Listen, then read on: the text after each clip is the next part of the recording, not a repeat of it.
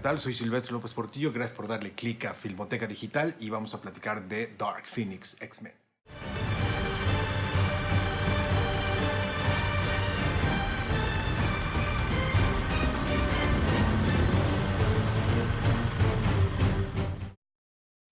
Bueno, híjole, hay mucho. Ahora sí tengo una cantidad enorme de anotaciones. En general, para resumir, la película no me gustó.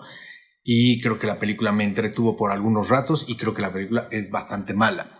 Tiene muchas fallas y es bastante decepcionante cómo se está cerrando esta etapa de 20th Century Fox. Pero bueno, vamos a entrar poco a poco. Primero que nada, hay que platicar de quién es el director. Nada más haciendo un paréntesis rápidamente. El director es Simon Kinberg, que es la primera vez que dirige una película. Es su ópera prima, literalmente.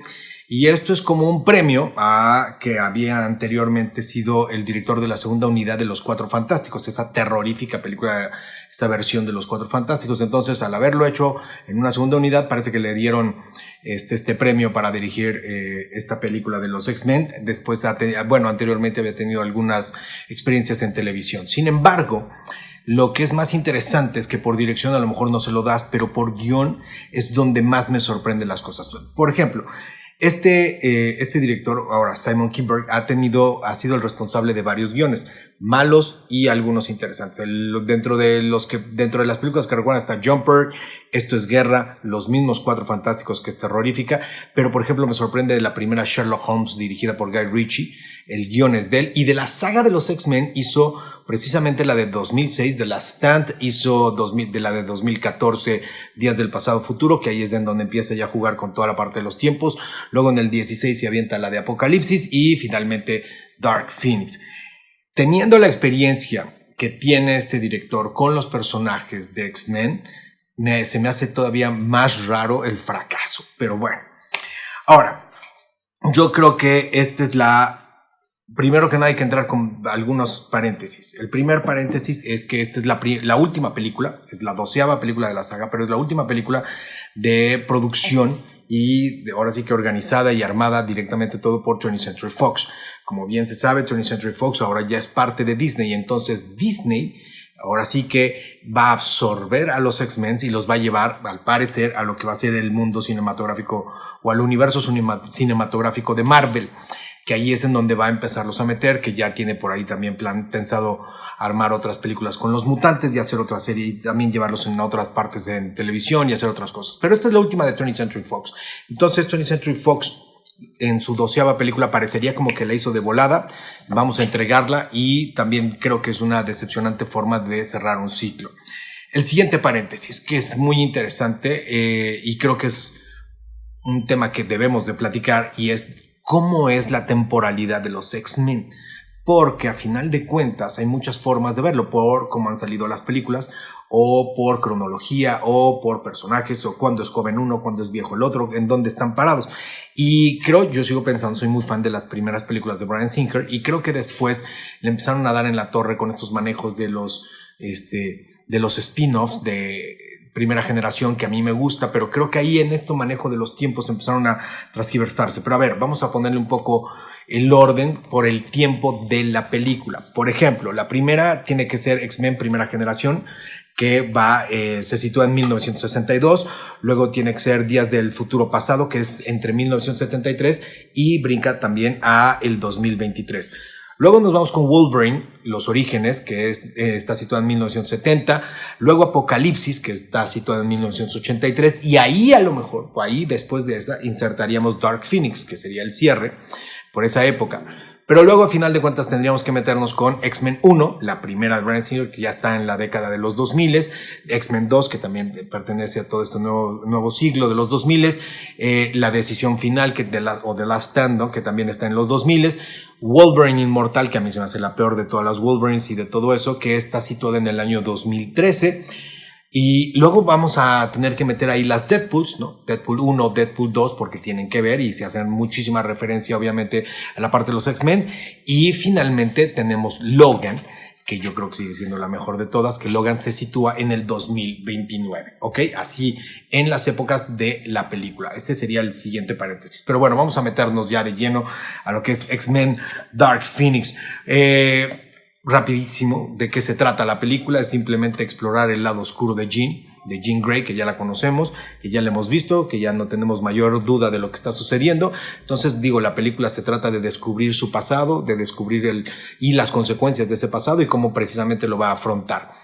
Hasta ahí es una sinopsis rapidísima. ¿Por qué? Porque hay varias cosas que se me hacen interesantes. Yo creo que tenían muy buenas ideas o tienen ideas que también están respondiendo a varias cosas políticamente correctas a lo mejor o interesantes que marcan a final de cuentas estas nuevas épocas. ¿Cómo qué?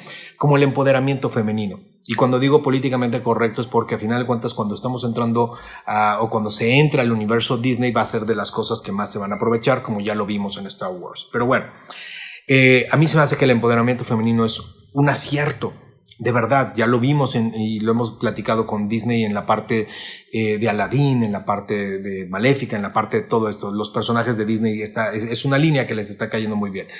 Jean Grey es una mujer fuerte, es una mujer a final de cuentas que toma sus decisiones, es una mujer que sabe lo que quiere y todo lo que está pasando, pero de repente llega una fuerza, y ahí es en donde se truena el personaje, llega una fuerza externa, la cambia y se empieza a alborotar toda la película. Entonces esta fortaleza de personaje ya ni siquiera es de él, ¿no? Como tal, sino o a causa de él o creado por él, sino está creado por diferentes cosas. Y a mí hay algo que voy a hacer el tercer paréntesis que me gustaría destacar, y es que una de la genialidad de los X-Men es que los mutantes generalmente nacen, no se crean, aunque hay creados, ¿ok? Para que no empiecen ahorita a mentar madres.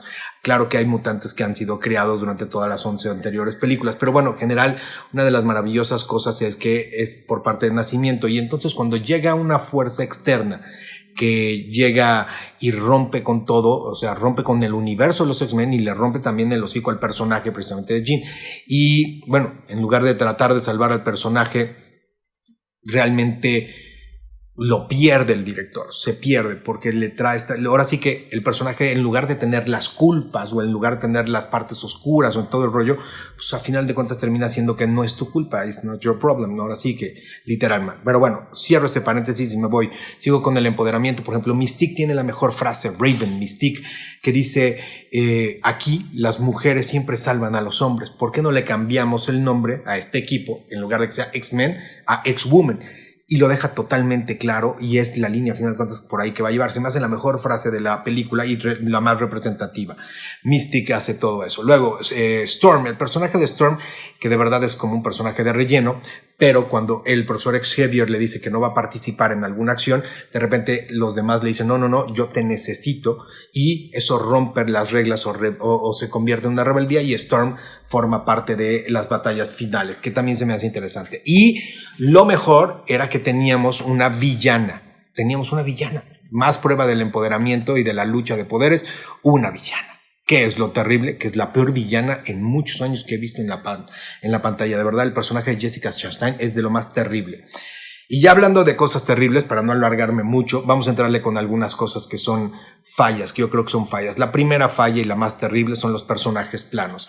No avanzan, no profundizan, no cautivan, no atrapan, están de relleno. Entonces, de verdad, los personajes, qué triste, sabiendo que el guionista y el director los conoce muy bien, los personajes no entramos ni sabemos por qué hacen las cosas, ni para nada. O sea, ahí sí no hay un avance en de lo más mínimo. Los diálogos, qué terrible, parecen, hagan de cuenta que es La Rosa de Guadalupe. O sea, es una telenovela, los diálogos son de telenovela, de tú me abandonaste, pero es que es tu culpa, pero es que yo, o mi padre, o mi madre, ¿por qué, papá? ¿Por qué? O sea, son unos dramas y está dirigido como si fuera telenovela, pero de las peores telenovelas. O sea, de verdad, parece la película parece de La Rosa de Guadalupe. La línea del tiempo, creo que es otra de las fallas. La línea del tiempo, a final de cuentas, está ya tan manoseada que lo peor del caso es que como espectadores ya no sabemos dónde ubicarnos. Y en el momento que un espectador no sabe cómo ubicarse, por más que el universo de la película en ese momento o la temporalidad de la película esté clara, realmente en una saga, cuando ya un espectador entra perdido, entra totalmente fuera de onda y es muy difícil volverlo a atrapar. Como yo decía, otra de las fallas para mí es la parte de las fuerzas externas. Esa fuerza externa que es muy similar a la fuerza que hizo a la Mole en Los Cuatro Fantásticos, que de por sí también es una de las peores películas que existieron, con el mismo guionista. Entonces a mí la fuerza externa se me hace terrorífico haberla metido para echarle la culpa de todo lo que está pasando. Otra falla, los aliens. Una de las cosas más maravillosas que tenían los X-Men es cuando pelean mutantes contra mutantes, aunque los mutantes sean extremadamente poderosos. Pero en el momento en que ya la lucha de los mutantes contra los mutantes llega a ser tan absurda o es tan desinteresada o no hay un por qué la lucha o por qué pelear, entonces se les ocurre de repente, en lugar de meterse en el conflicto de Jean y en los conflictos personales, que puede ser una buena línea, meter un alien y meter aliens a la Tierra porque quieren destruir la Tierra. Entonces, la película de verdad cae de una manera impresionante. Otra falla que se me hace muy, muy terrible es el conflicto entre Jean y el profesor Xavier. Imagínense que tenemos una película de casi 2 horas como es Dark Phoenix, que es precisamente la base y la línea, este conflicto, esta personalidad y este desarrollo entre estos dos personajes. Pero ¿se acuerdan en una de las películas de la saga, cuando están los personajes adultos y llegan tanto Magneto como el profesor Xavier a la casa de Jean, que todavía es una niña y se le están peleando? Y esa escena, esa secuencia es más interesante y te dice mucho más de todos los personajes que esta película de 2 horas. Así de fácil la pongo.